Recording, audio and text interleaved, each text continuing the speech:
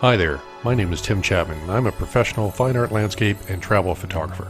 I was born in the UK, raised in Canada, and I now live in the American Southwest. This video is part of a series that will help give you an insight into how I personally plan for and shoot on a photo trip. Although I live in the Sonoran Desert of Arizona, for this trip I'm off to photograph a very different kind of desert, the Gobi. The Sonoran is considered a lush desert, teeming with vegetation. The Gobi, on the other hand, is a dry, rocky desert, so dry in fact that little grows. I will be heading to the Chinese portion of the Gobi, where a sea of sand washes over the landscape and winds endlessly shape massive dunes into ever-changing sculpture.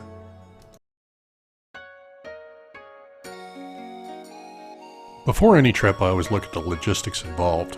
I've been to China way back before in 2005. Back then, a visa was required that had to be applied for well in advance of the trip. You couldn't just show up at the airport and hope to get a visa. I also found out back then that almost no English was spoken anywhere inside the country, and the written word was usually in Chinese characters other than the alphabet, so if you didn't speak or read the language, getting around would be a challenge. This being said, I decided it would be best to hire a Chinese-speaking guide, Zhuan Li Sun, who, as it turned out, would be invaluable to the expedition for handling the details so I could concentrate on photography. On this particular trip, I wanted to shoot the Gobi in the wintertime for a few reasons. First, the Gobi, like most deserts, can get absolutely roasting in the summer, and anyone that knows me knows I don't do well with heat. Secondly, the position of the sun in the winter is much lower in the sky during the day. The light position is critical when shooting sand, as the lower angles will help produce the dimensionality and contours of the dunes and reveal the subtle textures. Next comes equipment. The equipment I choose to take is usually based on the type of images that I visualize that I want to capture. I'm drawn to intimate portraits in the grand landscape, so my eye searches for those details that have strong compositional flow and form. With the Gobi being such a massive area, a telephoto lens would be essential to capture those portraits, but not just any telephoto, a super telephoto. My main equipment that I'm taking is my Nikkor 400mm f2.8 lens. It's big, it's heavy, and it's certainly not your typical landscape lens. However, this bad boy will yield some great compositions beyond the reach of regular lenses. I'm also bringing along the Holy Triumvirate. That's Nikon's 70-200 f2.8, the 28-70 f2.8, and of course the 14-24 f2.8, just in case. Normally I would have my trusty Mamiya RZ67 film camera. However, this space in my bag was completely swallowed up by the 400mm, so I opted not to bring my 6x7 camera on this shoot. Instead, I'm bringing along my Nikon D850 and D810 bodies. Those two bodies are essential for a trip like this for a few reasons. First off, mechanical issues and accidents can happen. If a camera fails out in the middle of the Gobi, well, Amazon Prime won't be flying you in a replacement. Secondly, in the desert, sand can be your worst enemy to your gear. Changing a lens on a body out in the open is an invitation for sand to blow into the camera, which can result in softness in the images and/or a perpetual dust storm on your sensor that will result in spots on every photo, especially when you use your smallest apertures like f16 or f22. Having two bodies means that I can have both fitted with a lens that allows me to swap back and forth between cameras when I need a different focal length for a composition. When I do have to change the lenses, I make sure that I only change the lens either inside a vehicle or inside my tent. Yeah, you heard me right. My lodging in the desert will be inside a tent in the winter. I'll be in the desert for 4 days, and that's a few hundred miles from the nearest outlet, so that means extra fully charged batteries on hand as well. Once again, Amazon Prime won't bail you out if your battery suddenly decides to buy the farm. That same goes for memory cards as well. An extra card is a lot cheaper than flying back a second time to get the shots you missed. Lens hoods are another essential as they serve multiple purposes. First off, they reduce glare. To get the contours and textures I'm after, I will often be shooting my subjects with strong side lighting. A lens hood will prevent the side light from hitting the front of the lens glass, which can lead to flaring and/or softness. The shading helps improve the contrast in the scene to get the most out of your glass. The hood also helps protect the front glass when, not if, the wind picks up and tries to sandblast the lens. Tripod is standard equipment for my shots. Not only does my big 6x7 camera require it, as it's virtually impossible to hold steady handheld, but using the telephotos in this shoot will demand stability for sharp detail. I like to shoot at low ISO to retain maximum resolution, so the tripod will help stabilize things since my shutter speeds will likely be slower as a result of that low ISO. Okay, all packed up and ready to go. Let's go to the Gobi. 3 flights, 1 bullet train, and a hired car later, and we arrive at the start of the Gobi Desert. Just outside where the desert actually begins, we meet with our drivers who will be leading us into the sea of sand aboard our trusty steeds, Toyota Land Cruiser Prado editions, tricked out in off-roading racing chassis. First things first, our drivers lower the pressure to 12 psi so that the softer, almost flat tire will have more surface area to grip the loose sand. Before long, we are off, climbing and descending, before climbing once again as we venture deep into the desert.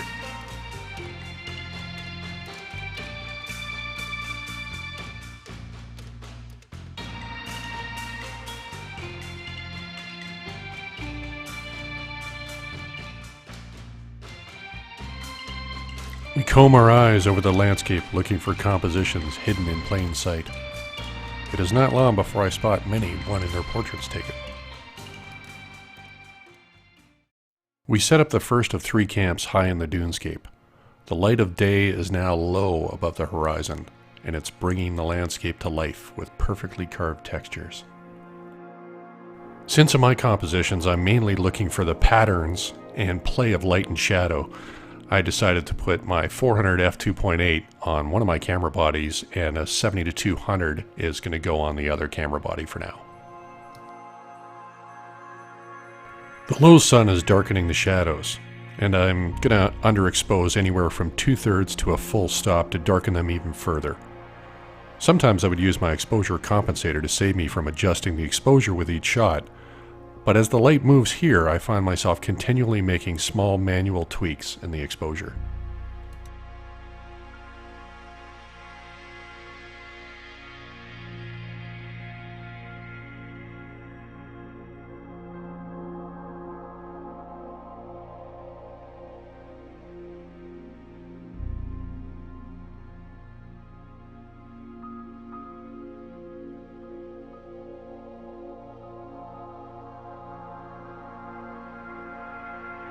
I'm really loving the patterns I'm finding here. Exceptionally defined as the low side light ebbs and flows gently.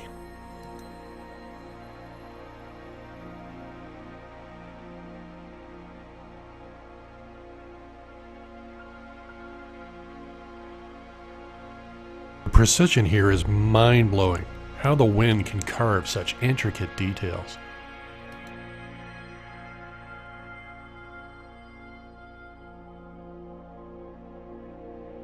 As the sun sets, there is no dramatic explosion of cloud and color. In fact, since the Gobi is so dry, there are few clouds produced, and a lack of moisture produces a lot of particulate matter in the sky. As a result, the sun is often diffused and soft. That can be disappointing elsewhere, but here in the desert dunes, that diffused light produces soft, even lighting with very subtle tonal changes. Makes for very peaceful and calming imagery. The Gobi can get rather chipper overnight during the winter, and we felt a taste of that last night when it dropped to a low of -8 Celsius. Fortunately, I brought my 30-year-old down sleeping bag from Mountain Equipment Co-op with me. Morning light was just as beautiful as the evening before, and although we're still in the same physical spot, the different light angle yields a completely different look to the landscape. Time for more portraits.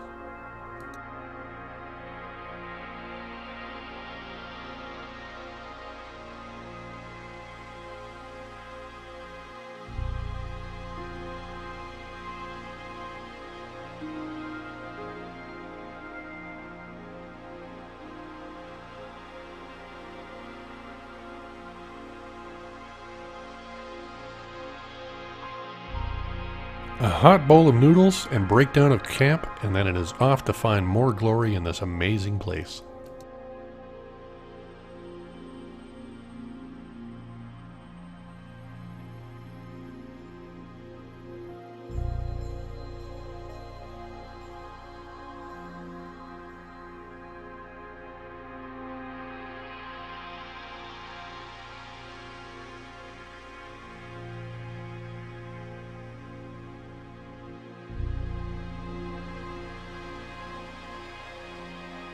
The late midday is just too flat to work with.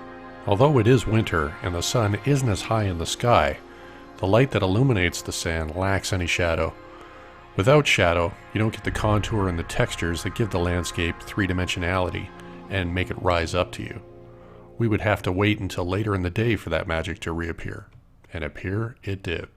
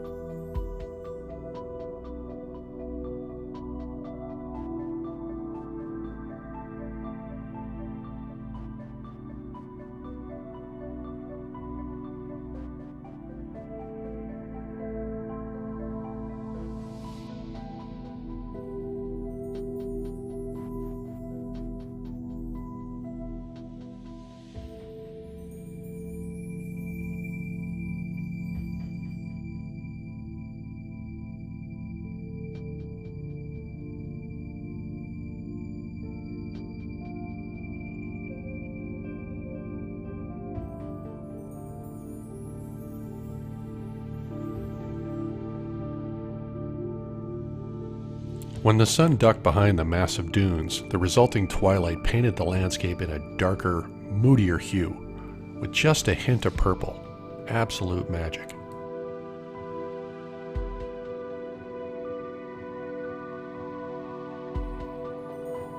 The next morning, another unremarkable sunrise. It was diffused by the haze on the horizon from the particulates. The wind was busy overnight, though, restlessly sculpting anew. Climbing dunes is quite the workout. As I'd climb, I would sink deep in, sand filling my boots in the process, making them heavier and heavier with each step. It doesn't help that my 230-pound frame and 400mm tripod-mounted behemoth made sure each step sunk in deeper than the last.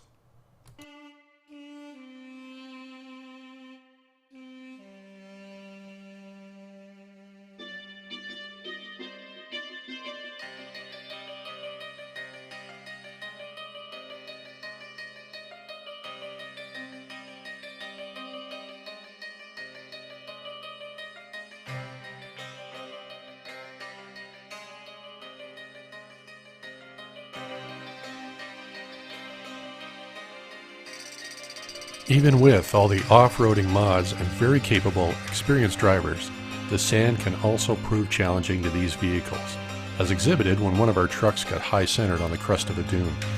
It is for reasons like this that it is essential to always travel in pairs. Having the second vehicle and a well-used tow rope, coupled with mad skills, assured that if we ever did get stuck, we weren't going to be stuck for long. As I was climbing one particular dune, my eye was immediately struck by the awesome flow and serpentine shape of two dunes that almost mirrored one another. This composition basically started a few feet from me, so I instantly stopped at my tracks. The first rule of landscape photography: don't walk through your composition.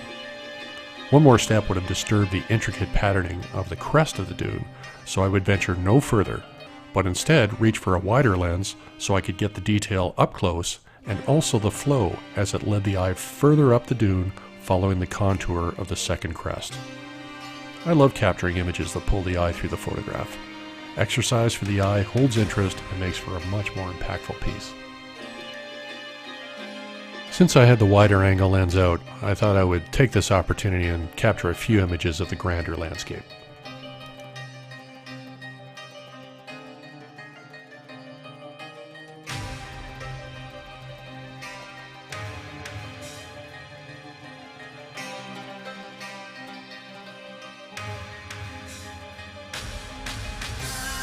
Time to go back to the big boy lens.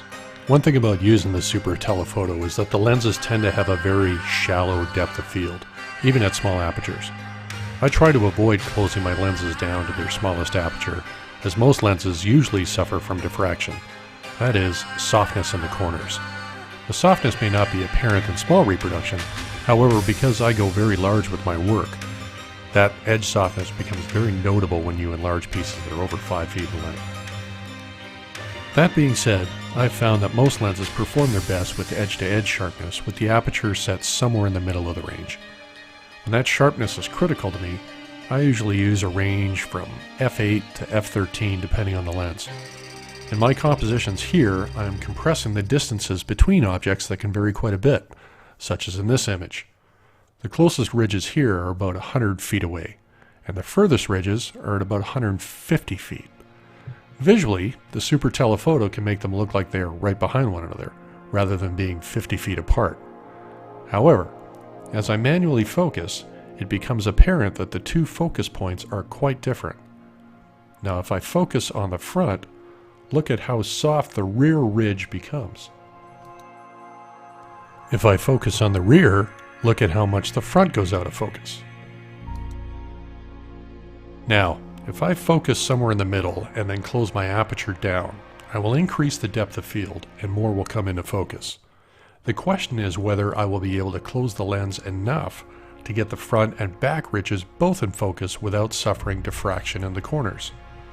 If I find that the distances are too great to achieve this by aperture, since I'm shooting these images digitally, I will then shoot a series of images at the lens's optimum aperture for sharpness and vary the focus point in each image. When I get home, I will then use focus stacking on the computer to blend the images together. This assembles the areas of highest contrast in each separate image and creates one final image, compiling all those sections of sharp focus. Having shot film since I was 12 years old, I always look for achieving my depth of field using the aperture first, but focus stacking is a great new option in the digital arena to achieve what was unachievable in the past. The Gobi is a great place for thoughtful photography.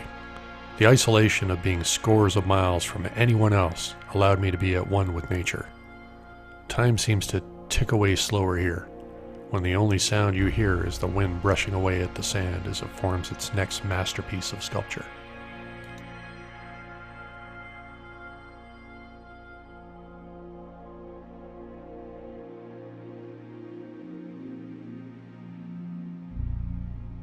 After 4 days of roaming the dunes, capturing the magic of this ever-changing landscape, it is time to make our way back to civilization, and perhaps a meal that doesn't involve noodles.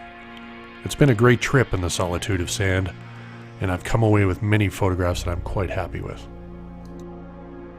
Many thanks go out to our drivers who safely transported us in and back out of this amazing desert. Also thanks to my wizard of logistics, Juan Lee, and her partner, Alistair Ben. Well, I thank you guys very much for watching, and I hope you enjoyed this insight into the thought process that I use when I set out to capture images. This is the first of a series I'm planning to share similar photo trips and give you a glimpse into how I work as I seek out striking imagery from around the globe. If you want to come along, give me a thumbs up below and subscribe to my channel. I'd also love to hear your thoughts in the comments below. Until the next time, thanks again for viewing.